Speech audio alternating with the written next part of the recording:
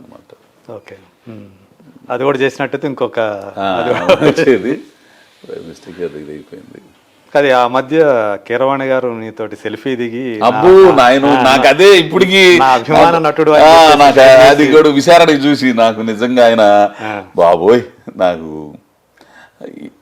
మా పెద్దోడు అంటాడు, మా పెద్దోడు కీరవాణి గారు అంత తోడు నీతో సెల్ఫీ దిగాడే అదే ఏమయ్యా నువ్వు అని అంటుంటాడు. నాకు ఇప్పటికీ ఇదే అనమాట. ఒక సినిమా ఓపెనింగ్ వెళ్తే అక్కడికి వెళ్తే ఆయన వచ్చాడు చూసి హే అజయ్ ఘోష్ రా సెల్ఫీ నా అభిమాన నటుడు నువ్వు అని చెప్పేసి ఏం చెబుతాం అసలు. అట్లాంటి నమస్కారాలు వాళ్ళకి అంతకంటే నమస్కారం తప్పితే ఇంకేం చేయగలను నేను అసలు. సో ఇలాంటి చిన్న చిన్నయే మెమొరబుల్ భలే ఉంటాయండి అసలు, తీపి జ్ఞాపకాలుగా మిగిలి ఇప్పుడు ఏం చేస్తున్నావు? ఇప్పుడు ఓజీ ఒకటి సుజీత్ మళ్ళా గ్యాంగ్స్టర్. మేమంతా దాంట్లో రిటైర్డ్ గ్యాంగ్స్టర్లు. నేను ముట్ట రాజేంద్ర, జీవా అన్న, వాళ్ళ విచిత్రంగా ఉంటాయి క్యారెక్టర్లు మావి. అవునా? అదొకటి. దీంట్లో ఇతను Karthik Ghattamaneni, okay, cinematographer Eagle, ఓ మంచి క్యారెక్టర్. పాప రవితేజ గారు నన్ను మరీ అజయ్ ఘోష్ని పిలిపించండి అని చెప్పి రవితేజ గారికి చాలా కృతజ్ఞతలు.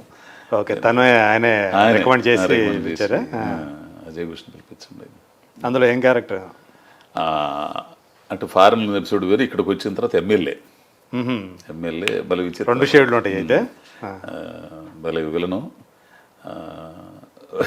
భలేగా ఉంటుంది అసలు క్యారెక్టర్. సరే, ఓజీలో పవన్ కళ్యాణ్తో ఉందా? ఏం లేదు, పవన్ కళ్యాణ్ గారితో ఇంకా రాలే, వారితో ఓకే తర్వాత ఉంటుందేమో. ఇప్పటి వరకు ఒక షెడ్యూల్ అయ్యి 2 షెడ్యూల్ అయినాయి. 2-3 షెడ్యూల్ అయింది. బాంబే అయిపోయింది, ఇక్కడ కూడా జరుగుతుంది. ఇప్పుడు మళ్ళీ సెప్టెంబర్లో ఉంటుంది అనుకుంటా. ఓకే, ఎన్ని రోజులు ఇచ్చావు కాల్ షీట్లు దానికి? అంతా 4-5 రోజులు అయింది మా అయింది. ఇంకా ఎన్ని రోజులు ఉంటాయి? ఏముంటుంది, ఇంకొక 6 రోజులు 7 రోజులు ఉందంట. సరే ఏమైతే చూడాలి. సో అంటే రిటైర్ అయిపోయినటువంటి పాతోళం అనమాట, పాత గ్యాంగ్స్టర్లు మేము. నేను ముట్ట రాజేంద్ర అన్న భలేగుంటుంది అసలు, కామెడీగా. ఓకే, అది కామెడీ పండించే కామెడీలు కొంచెం విలనిజం. అంటే అప్పుడు వాళ్ళు ఇప్పుడు నేను పెద్ద అయింది, మేము ఒకప్పుడు ఎరగదీసాం. భలేగా ఉంటుంది అసలు. సో అది అంటే ఒక మంచి ఎక్స్పీరియన్స్. అంటే ఉందా కాంబినేషన్ సీన్స్ ఉన్నాయా పవన్ కళ్యాణ్ అన్నారు, మరి ఏంటో మనకి అదేలే. ఇంకా ఇది సెప్టెంబర్లో గుంటూరు కారం కమిట్ అవ్వాలి. ఓకే, ఆ తర్వాత ఏమంటే అంటే క్యారెక్టర్ ఏమైనా చెప్పారా? చెప్పారు, డేట్స్ వచ్చేసినాయి. ఓహో, త్రివిక్రమ్ గారు మరి అజయ్ ఘోష్ని పిలిపించండి. త్రివిక్రమ్ తోటి ఫస్ట్ టైం. అవునవును,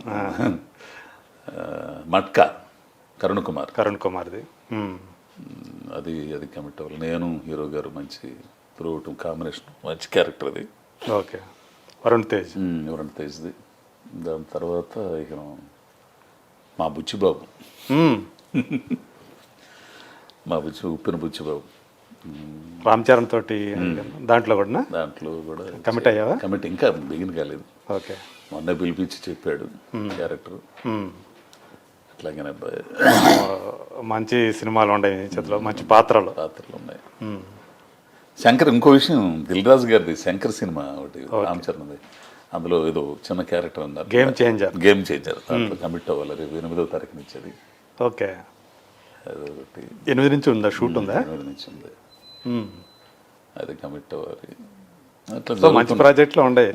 తమిళ్ అయితే ఒక వీటి కోసం అని చెప్పేసి డేట్లతో తమిళ్ 2 సినిమాలు వదిలేసాయి ఇప్పుడు మళ్ళీ.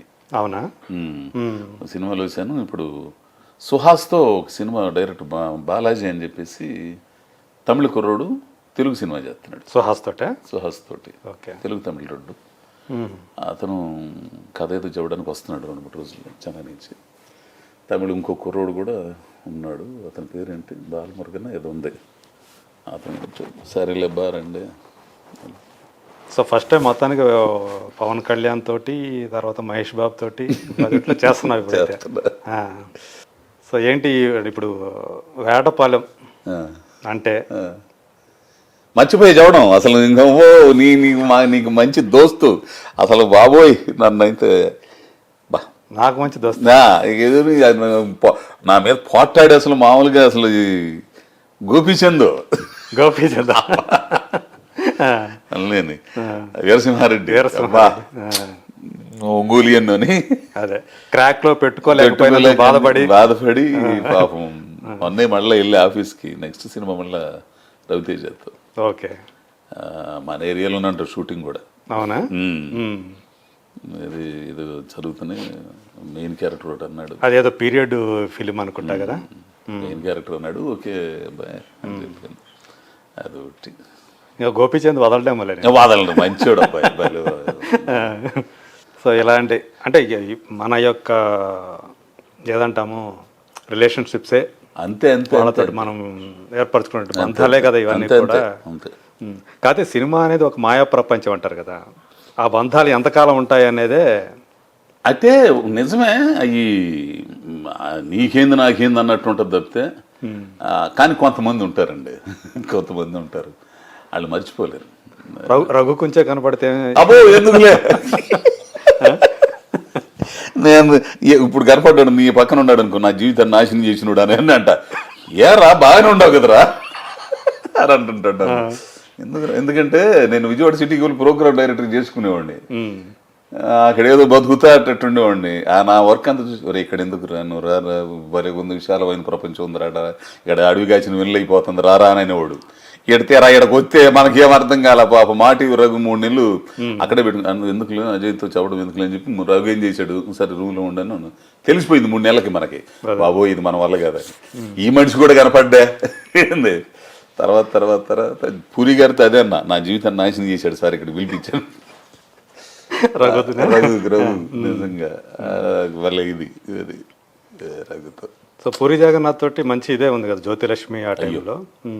ఇప్పటికప్పుడు మెసేజ్ చేస్తుంటాను. మొన్నే మళ్ళీ మెసేజ్ విని త్వరలో మన ఇద్దరం కలిసి చేస్తున్నాం అని అన్నాడు. అంతకంటే ఇంకే కావాలండి అంటే ఇప్పుడు ప్రజెంట్ సినిమాలో ఉందా ఏమో తెలియదు మనకి, ఇంకా చేద్దాం అని అన్నాడు. సరేనండి. డబుల్ స్మార్ట్ సంగతి అయితే తెలియదు ఇంకా. సో లైగర్లో రాలేదు ఛాన్స్, రాలేదు. సో ఇప్పుడు ఇంకా చెయ్యాలనుకుంటున్న వాళ్ళు డైరెక్టర్స్ కానీ లేకపోతే యాక్టర్స్ కానీ ఉండారు అట్లా నీకు వీళ్ళతో చెయ్యాలి, కొరటాల గారితో చేయాలండి. మిస్ అయిపోయాను. కొరటాల గారు నాకు ఆ చిరంజీవి గారిది కథ చెప్పేటప్పుడు ఆచార్య పిలిపించుకొని నాకు ఎంత అంటే ఆయన కథ చెబుతున్నాడు. ఇప్పుడు కూడా మనకు గోపిచంద్ అయితే మనకు బాగా దగ్గర మనిషిలాగా ఉంటాడు, అట్లానే ఇది మాట్లాడాము. ఇదంతా కూడా చూసి నేను ఇవన్నీ చూసి ఏమంటే మీరు కొరటాల సత్యనారాయణ గారు ఏమవుతారంటే వీళ్ళు తాతగారు ఏదో అవుతారట. అవునా? ఓకే. ఆ భావజాలం ఉంది ఆయనకి. ఆ భావజాలంతో మంచి మంచి కథలు అప్పుడు చేయాల్సింది. అప్పుడు కొంచెం ఆరోగ్యం ఇబ్బంది అయింది. తర్వాత ఇప్పుడు ఎన్టీఆర్ దాంట్లో ఉంటుంది అనుకున్నాను, మరి ఎందుకనో మరి చూద్దాం. దేవరాన్ని చేస్తున్నాడు కదా ఇప్పుడు. అదే ఇంకేమన్నా ఉండే అంబిషన్స్ ఉండయా నీకేమన్నా? ఏమున్నాయి, ఇకను వస్తే చేస్తా వెళ్ళటమే. మంచి మంచి క్యారెక్టర్ అంటే ఒక మంచి కొత్తగా ఉండేటట్టుగా ఏదైనా చేయాలని అంతే. నీలో ఒక మంచి కథ కూడా ఉండాలి. రుద్రమాంబపురం అనే సినిమా మాకు మన ఏరియా చేసింది, మన ఏరియా మత్స్యకారుల మీద. నీకు తెలుసు చాలా కథలు ఉంటాయి అక్కడ. అవును, నిన్న సముద్రం పక్క తిరుగుతూ ఉంటావు కాబట్టి వాళ్ళల్లో కలిసిపోయి ఆ కథ రాసి ఉంటావు. సో ఇంకో కథ నిమ్మన జాతులకు సంబంధించి కథలు అయితే నాకు బాగా ఇంట్రెస్ట్ అవి ఉన్నాయి కొన్ని. త్వరలో ఇంకోటి మన యానాదులకు సంబంధించి ఒక కథ రాసేసావా? స్క్రిప్ట్ జరుగుతుంది. ఓకే. అంటే వాళ్ళ జీవితం అంటే వాళ్ళు ఎంత కళల విషయంలో కానీ వాళ్ళు మనకు అందరూ కనపడుతుంటారు. మనం డ్యాన్స్లు అసలు అట్లా చూస్తే ఇట్లా పట్టేస్తారు వాళ్ళది. వాళ్ళది ఒక సపరేట్ జీవితం. అవును, ఊరు పెరిగే ఎక్కువగా ఉంటుంది. అట్లా కళ అనేది ఒక కళా రూపం ఏదైనా సరే అక్కడి నుంచే వస్తుంది. పని చేసుకునే వాళ్ళ దగ్గర నుంచే శ్రమలోంచి పుట్టుకొస్తుంది. దాన్ని వాళ్ళే బతికిస్తారు. దాన్ని కొందరు ఏంటంటే దాన్ని కమర్షియల్ చేసుకుని డబ్బులు సంపాదించుకుంటారు. ఆ నేపథ్యంలో కొంచెం అక్కడ ఉండే ఒక అమ్మాయి దాని కథ అనమాట. ఒక అమ్మాయి ఈశ్వరి అని చెప్పేసి ఆమె కథ ఒకటి. అవునా? నిజ జీవితం? నిజ జీవితానికి. ఓకే.